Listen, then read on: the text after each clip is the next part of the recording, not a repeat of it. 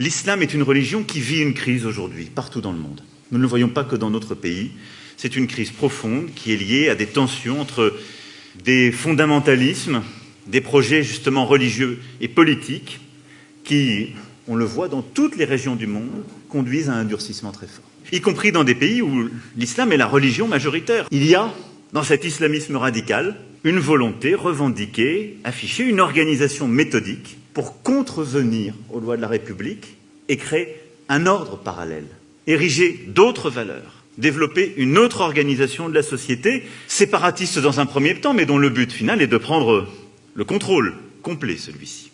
Nous sommes un pays où nous organisions la formation des imams dans des pays étrangers, mais aussi celle de psalmodieurs que nous faisions venir de manière régulière. C'est la Turquie, le Maroc et l'Algérie qui fournissaient ces imams et ces psalmodieurs.